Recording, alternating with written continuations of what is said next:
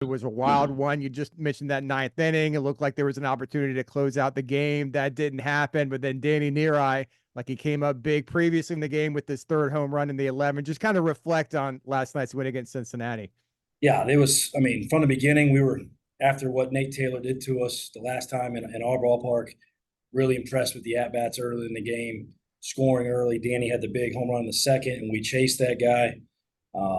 And then pretty solid baseball through the middle of that. Seth Logue was giving us fits, and then Danny Neary gets another 2-run homer to give us some separation. And then, I mean, Dom Castellano came in with first and second, nobody out, strikes out the side, pitches us through that. Sauce comes in and with the bases loaded and 2 outs to face Cross, one of the best hitters in the league, and gets us out of that mess. And honestly, Bauer, for all intents and purposes, he got us out of the mess in the ninth. We just didn't complete the play. And to deal with that, to deal with all of that and to come back and have somebody hit a home run and they're in the 11th inning and Kramer come out after sitting there for 4 hours and close that thing out, it was outstanding. I was sitting next to Cedarburg as Danny was up, and I was like, you think Danny could just hit the third one so we could go ahead and win this game? Like jokingly, and he hit it, and I was like, oh, okay. Glad he did. Rich, have you ever seen – oh, sorry, Trace. Rich, have you ever seen a player locked in like Danny was last night? No, I don't think I've ever coached anybody that's hit 3 home runs, especially in that situation, in that ballpark. I mean, that was his outstanding. He had 4 hits, too. I don't think he'd ever had 4 hits in one game in his career. And to catch 200 and something pitches and the block the balls that he did, and only fitting that he completes the last play of the game on that bunt.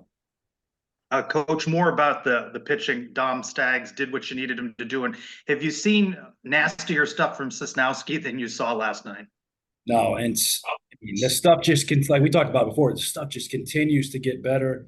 And he's another guy that loves the big moment and pitches his way through that. And to get that hitter out on 3 pitches in that situation, that's not really the situation we were trying to draw for him, but we did. If anybody was going to go do it, we thought Chris Sosnowski could go do it. He did it, and man, he was electric. Coach, let's talk about your team's response from Cincinnati tying the game in the bottom of the ninth.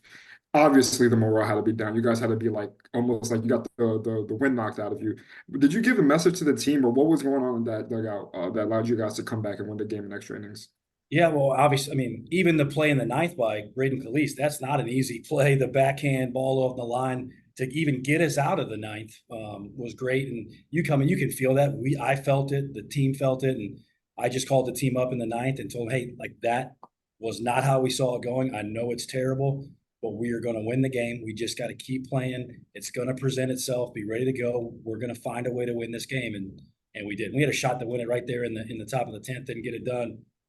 Huge pickoff by Bauer and get back in, and we got a run in the 11th and got it done. Rich, I mean, obviously you still have more games to play, but what does a game like last night, what does that do for the morale on your team moving forward to the rest of this tournament? Yeah, it certainly doesn't hurt, right? Like you got to find a way to win games like the last 2 ones that we won. Like we were scratching and clawing in the ninth inning to hold off Baylor and did it. Played really well for 90% of the game last night. Had a gut check moment and responded. If you're going to do something at this level at this time of the year, you got to find a way to win games and win them that way. Coach, obviously it's a unique tournament format. I think when everyone looked at it, they just kind of assumed that you would be playing on Wednesday, but with all the upsets and everything that happened yesterday, you find out very late that you're not going to play on Wednesday. You don't play till late on Thursday. How did you react? Is that good news, I guess, for your baseball program, maybe to give those relievers another day of rest? Yeah, I told him in the press conference last night, I had no idea who or when we were playing. I was waiting for James to tell me. I went to bed, and my wife told me about whatever time that was when she woke me up after I finally fell asleep. But she was okay to wake me up for that one. I'm good with that. But we'll always take the day off with the pitching. It kind of gets Ben Vespi back to regular rest because like Staggs went on short rest 2 starts in a row, and now Ben gets a shot to pitch on regular rest and gives the bullpen another day and kind of gives us a little bit more options for tomorrow. But how do you plan with that? Not knowing if you're playing today, you're playing tomorrow. Do you have 2 game plans in case one thing happens or another, or do you just wait and see what happens and then adjust from there? Honestly, the game plan was to do whatever we had to do to win last night. Like that was the game plan. Find a way to beat Cincinnati, and whatever, however the dust settled, deal with that and adjust game plan going from there. I think where our team is and the situation we're here at the end of the season, it's play one game at a time and try to win that game and not get caught trying to plan for stuff that may never happen. You play so many games in a college baseball season. Momentum's got to be hard to carry, but when it's compressed like this, a win like that with Danny doing what he did, what does momentum look like in a tournament setting? Yeah, I think that it can only help, right? And you're looking to get hot and stay hot, and honestly, we always talk about the momentum is two things: how you respond and how you deal with adversity, and can you push through. And honestly, the next day starting pitcher, like if the next guy goes out there and pitches really well, you're going to feel really good about yourself and continue to roll. Would you talk more about Danny's season offensively and defensively and how it kind of built to that big moment? Yeah, and he's a guy throughout his career, and I coached him at Notre Dame, that created opportunities for himself defensively.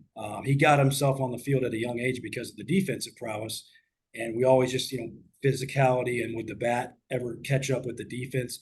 And he just kind of saw it. When I left Notre Dame, I thought he was on that track, and we got him back here in January, and it looked pretty close. And he made a few little adjustments throughout the year, and he's been on it for the last 3 weeks. Coach, what was today's schedule like? Was there a place where the team could assemble and practice? What did you guys do today? Yeah, we went to UTA and we hit in the cages, did a little bit of defensive work on their field, not too much really, just a shorter workout, and then what we call our game prep lift in their football weight room. We just got done with. During the in-game interview, you talked about needing to cash in on opportunities. I imagine you're frustrated. You had multiple opportunities to really break the game open, especially early. Yeah, when we were 5-2 in the ninth, in my mind, it should have at least been 8-2. Like if we just execute with runners on third, less than 2, and we got to do a better job with that. And that would, you could ask me that on opening day. That would have always been the same message, where there's guys on third base, less than 2 outs. Like there's chances to do damage. It makes the game a whole lot easier if you just cash in and do that. And it also makes what choices you make out of the bullpen. 8-2 ball game in the ninth is completely different than the 5-2, and it just changes the whole complexion of the game. But they're not guarantees. They're not. You're always not going to execute. You also got to deal with when you don't and figure out a way to win. We did. Rich, what was that? Oh, I'm sorry, Bryson. Rich, what was that celebration like though after the game? I mean, you've been around this team for a while. What was it like to get those guys together and celebrate that win? That was fun. I told the guys there's really not much to say, man. Just enjoy this. This was awesome to do it the way you did it. That was kind of UCF baseball in a nutshell. Not the cleanliness of the ninth inning, but the toughness, the grit, the response. Couldn't ask for more. Coach, speaking of the bullpen, each reliever ended up having their own moment to shine in a way, whether it was Castellano fanning 3 straight, Sosnowski with his first at-batter, Bauer with the throwout, and then Kramer at the end. How important is it to have those guys get the day of rest today, and just your thoughts on each of their moments last night? Yeah, and they've all pitched in extremely big, high leverage situations all year, and we've talked about that. Like, that's necessarily a closer. It's kind of who's available, who's the best matchup in the moment, and they've all pitched in those. So to see them go out and continue to do what they've worked so hard to do in the biggest moment, obviously outstanding. And they'll all tell you they'll always take a day off if they can get one. Coach, speaking about the bullpen, were you trying to have Sosnowski try to toughen out that last out to try to save another arm in the bullpen? No, not really to save another arm. It's just right now he's been our best guy, and we'd like to. If you look back at the matchup with him and Cross, like he's handled Cross pretty well, so we were getting through that, and we thought he had enough to finish it. But some of those at bats, like he threw 50 something pitches, but there was probably 24 of them in 2 different at bats. So he kind of got extended, and the length of that outing, that's a lot of pitches in one inning, no matter if you're a starter or reliever.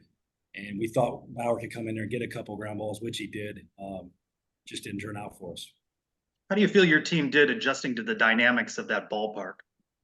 I think they handled it pretty well. Made some great plays in the outfield, handled the fly balls, the infield, as far as like securing the ball and being in the right position. I think they handled it pretty well. What do you make of the results so far in this tournament? You went in thinking this is wide open, anybody can win it, and already there's been some surprising results.